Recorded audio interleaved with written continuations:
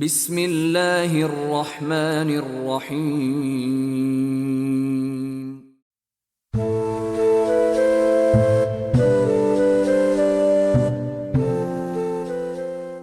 حضرت ابو ہریرہ رضی اللہ تعالی عنہ سے روایت ہے کہ رسول اللہ صلی اللہ علیہ وآلہ وسلم نے فرمایا، موسیٰ علیہ السلام نے اپنے رب سے 6 خوبیوں کے بارے میں سوال کیا، جس کے بارے میں موسیٰ علیہ السلام کا گمان تھا کہ وہ صرف انہی میں ہیں، اور 7ویں خوبی کو موسیٰ علیہ السلام خود پسند نہیں کرتے تھے۔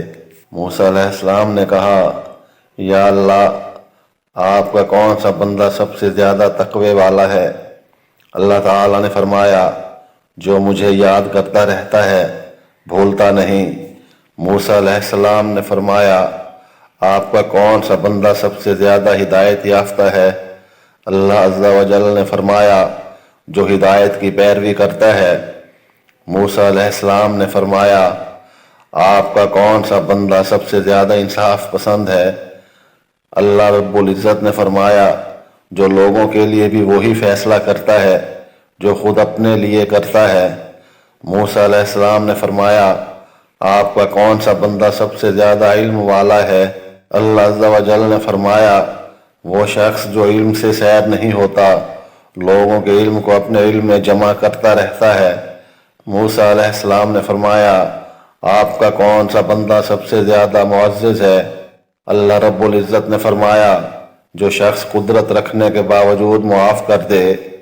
موسیٰ علیہ السلام نے فرمایا، آپ کا کون سا بندہ سب سے زیادہ غنی ہے؟ اللہ رب العزت نے فرمایا، جو اسے دے دیا جائے اس پر راضی ہو جائے۔ موسیٰ علیہ السلام نے فرمایا، آپ کا کون سا بندہ سب سے زیادہ محتاج ہے؟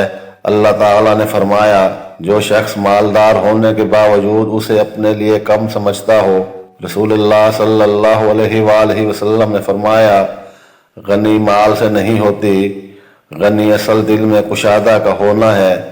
جب اللہ تعالیٰ کسی بندے سے بھلائی کا ارادہ کرتا ہے تو اس کے دل میں کشادگی اور تقوی رکھ دیتا ہے، اور جب اللہ تعالیٰ کسی بندے سے برائی کا ارادہ کرتا ہے تو اس کے ماتھے پر فقیری رکھ دیتا ہے۔ نبی اکرم صلی اللہ علیہ وآلہ وسلم نے فرمایا، جسے کوئی تحفہ دیا جائے، پھر اگر اسے میسر ہو تو اس کا بدلہ دے، اور جسے میسر نہ ہو تو وہ تحفہ دینے والے کی تعریف کرے، اس لیے کہ جس نے تعریف کی اس نے اس کا شکریہ ادا کیا، اور جس نے نعمت کو چھپا لیا اس نے کفران نعمت کیا، اور جس نے اپنے آپ کو اس چیز سے سنوارا جو وہ نہیں دیا گیا تو وہ جھوٹ کے 2 کپڑے پہننے والے کی طرح ہے۔ رسول اللہ صلی اللہ علیہ وآلہ وسلم نے حجر اسود کے بارے میں فرمایا، اللہ کی قسم، اللہ اسے قیامت کے دن اس حال میں اٹھائے گا کہ اس کی 2 آنکھیں ہوں گی جس سے یہ دیکھے گا، ایک زبان ہوگی جس سے یہ بولے گا، اور یہ اس شخص کے ایمان کی گواہی دے گا جس نے حق کے ساتھ، یعنی ایمان اور اجر کی نیت سے اس کا استعلام کیا ہوگا۔ نبی اکرم صلی اللہ علیہ وآلہ وسلم نے فرمایا، جو اپنے مال کی حفاظت کرتے ہوئے مارا جائے وہ شہید ہے، اور جس نے ایک بالشت بھی زمین چرائی، قیامت کے دن اسے 7 زمینوں کا طوق پہنایا جائے گا۔ نبی کریم صلی اللہ علیہ وآلہ وسلم نے فرمایا، جب کسی شخص کے پاس 2 بیویاں ہوں اور ان کے درمیان انصاف سے کام نہ لے تو وہ قیامت کے دن اس حال میں آئے گا کہ اس کا ایک پہلو جھکا ہوا ہوگا